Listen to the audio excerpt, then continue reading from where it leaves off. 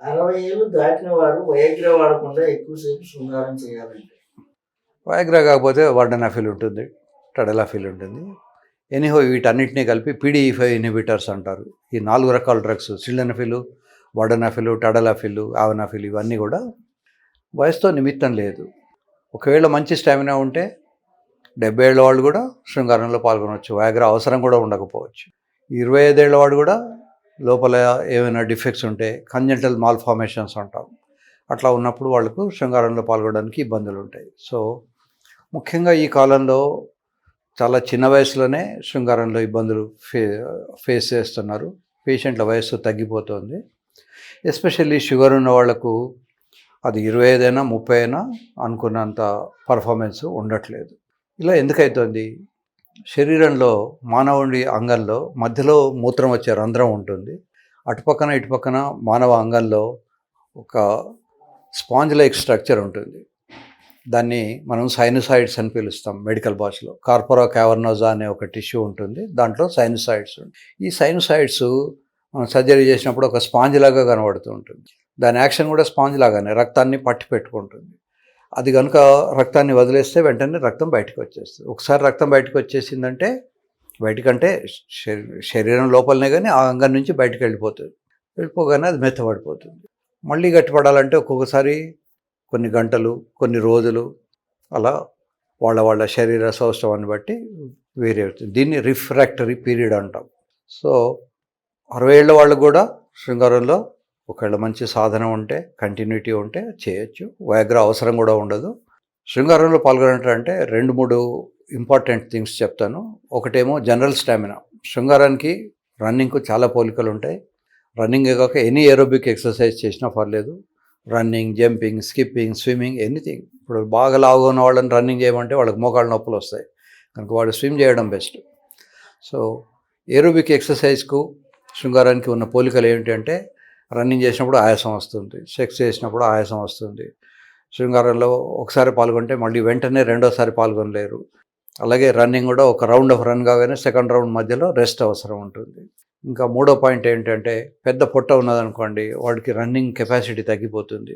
లేదా చాలా ఎక్కువ బరువు ఒబిసిటీ ఉన్నదనుకోండి, ఈ ఒబిసిటీ ఉన్నప్పుడు వాళ్ళకు రన్నింగ్ శక్తి తగ్గిపోతుంది. ఆటోమేటిక్గా శృంగారంలో కూడా శక్తి తగ్గిపోతుంది. అందుకనే డిఫెన్స్లో పనిచేసే వాళ్ళకు మామూలుగా రన్నింగ్ చేయరు. వాళ్ళకు రైఫిల్ పట్టుకొని రన్నింగ్ చేయిస్తారు. వాళ్ళకు rifle is a part of the body. Rifle లేకుండా ఒక్క నిమిషం కూడా ఉండడానికి ఉండదు. ఎప్పుడు శత్రువు వస్తాడో తెలియదు. అందుకని ఆ రైఫిల్ 10-15 కిలోల బరువు ఉంటుంది. అంత బరువును కూడా మోస్తూ వెళ్ళాలి.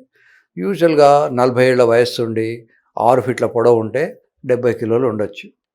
మన దగ్గర 6 ఫీట్ల హైట్ చాలా తక్కువ మందికి ఉంటుంది. 40 ఏళ్ళ వయసు కన్నా ముందే 25-30 ఏళ్ళ నుంచే వాళ్ళు పెద్ద పొట్ట, వాడికి 99 కిలోలు, 110 కిలోల బరువు ఉంటుంది. సో ఇలా బరువు ఎక్కువ ఉన్నప్పుడు వాళ్ళకు రన్నింగ్ చేసే శక్తి తగ్గిపోతుంది. ఆటోమేటిక్గా శృంగారంలో పాల్గొనే శక్తి కూడా తగ్గిపోతుంది. సో వయాగ్రా 60 ఏళ్ళ వాళ్ళు వేసుకోకూడదని కానీ వేసుకోవచ్చు అని కానీ ఒక ఖచ్చితమైన అభిప్రాయం ఏమీ లేదు. ఎవరికి అవసరమైతే వాళ్ళు వేసుకోవచ్చు. 25 ఏళ్ళ వాళ్ళు వేసుకోవచ్చు, 90 ఏళ్ళ వాళ్ళు కూడా వేసుకోవచ్చు. ట్యాబ్లెట్స్ పని చేయకపోతే సర్జరీ ఉంటుంది. మనం చెవులోకి దూది పెట్టినప్పుడు దూది వెళ్ళకపోతే మనం ఏం చేస్తాం? ఒక పుల్లకు దూది చుడతాం. అలాగే దీన్ని ఇంప్లాంట్ అంటాం. ఇది జర్మన్ ఇంప్లాంట్. మానవ అంగంలోకి లోపలికి పెట్టేసి కుట్లేసి పెడతాం, బయటికి కనబడదు. దీనికి శక్తి ఉంటుంది, దీనికి బలం ఉంది. ఈ బలం ఉండడం వల్ల ఇది అవసరం అనుకుంటే 500 గ్రాముల బరువు మోయగలదు. ఇట్లాంటివి 2 పెడతాం. సో బలంగా ఉంటుంది. బలంగా ఉన్నప్పుడు లోపలికి వెళ్తుంది. ఇవాళ పొద్దున్నే ఒక పేషెంట్ వచ్చాడు, సార్ నాకు మాస్టర్బేషన్ చేసినప్పుడు బాగానే ఉంటుంది కానీ అమ్మాయి దగ్గరికి వెళ్ళినప్పుడు లోపలికి వెళ్ళట్లేదు. ఎందుకు అంటే మాస్టర్బేషన్లో డిమాండ్ లేదు, ఎగ్జామినర్ లేడు. నువ్వు ఎంత చదువుకుంటే ఎంత రాస్తే అంతే నువ్వు మంచి మార్కులు నువ్వే వేసుకుంటావు. కానీ అమ్మాయి దగ్గరికి వెళ్ళినప్పుడు అమ్మాయి మార్కులు వేయాలంటే మరి కొంత పర్ఫార్మెన్స్ ఉండాలి. ఇప్పుడు మాస్టర్బేషన్లో మనమే ఎగ్జామినర్, మనమే స్టూడెంట్ కనుక మనం ఎన్ని మార్కులు వేసుకున్నా ఓహో నాకు బాగానే ఉందిలే అని అనుకుంటాం. సో బాగుందా లేదా అనేది ఎలా తెలియాలి అంటే ఎరెక్టెడ్ పెనిస్ పట్టుకొని 2 వేళ్ళు ఒకవైపు ఇంకో వేలు ఒకవైపు పెట్టినప్పుడు అది వంచితే అది లోపలికి వెళ్ళలేదు. ఇటు కానీ కిందికి కానీ ముందుగా కానీ సైడ్ కానీ ఎటైనా వంచగలిగితే దానికి శక్తి లేదు అని అర్థం. సో ఈ శక్తి ఎంత ఉండాలి? అవసరం వస్తే 500 గ్రాముల బరువు మోసేంత శక్తి ఉండాలి. దీన్ని యాక్సియల్ రిజిడిటీ అంటారు. ఇప్పుడు ఒక రబ్బర్ను మనం లాగి వదిలేస్తే మళ్ళీ యథాతథ స్థితికి వస్తుంది. దాన్ని ఎలాస్టిసిటీ అంటారు. అదే రబ్బర్ను మనం చాలా దూరం లాగి కొన్ని గంటలో కొన్ని రోజులు అలా పెట్టామనుకోండి, అప్పుడు దాన్ని వదిలినా దాని మీద ప్రెషర్ వదిలినా అది మొదటి స్థితికి రాలేదు. అప్పుడు లాస్ ఆఫ్ ఎలాస్టిసిటీ అంటారు.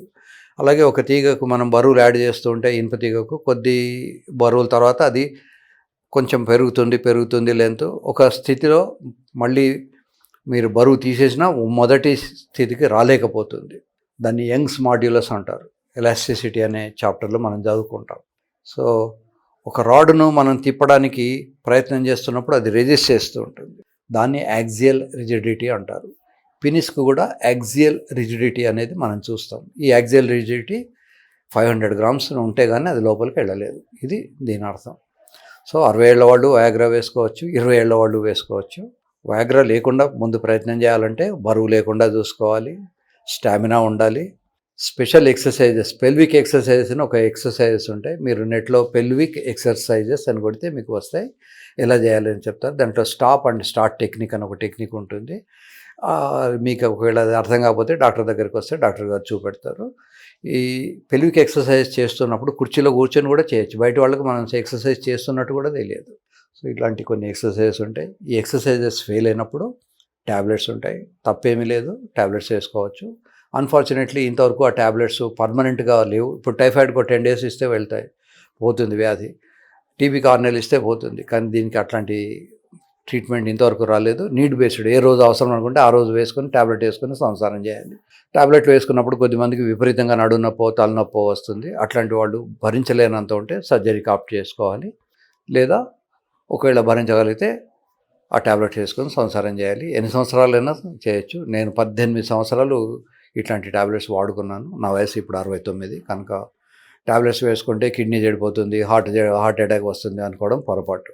ఇక ఏ ఏజ్ వాళ్ళైనా ట్యాబ్లెట్ అయినా వేసుకోవచ్చు. ట్యాబ్లెట్ వేసుకోవడానికి వీలు లేని పరిస్థితులు ఉంటే సర్జరీ చేయించుకోవచ్చు. ఎలాగైనా మొత్తానికి వారానికి కనీసం 2 సార్లు శృంగారంలో పాల్గొంటే 10 సంవత్సరాలు ఎక్కువ బతుకుతారు. నాట్ ఓన్లీ బతకడం, వెజిటేటివ్ లైఫ్ కాకుండా వాళ్ళ బాత్రూమ్కి వాళ్ళు వెళ్ళి హ్యాపీగా ఉంటారు. వాళ్ళ చుట్టూ ఉన్న వాళ్ళని కూడా హ్యాపీగా ఉంచుతారు. సర్వే జనా సుఖినో భవంతు.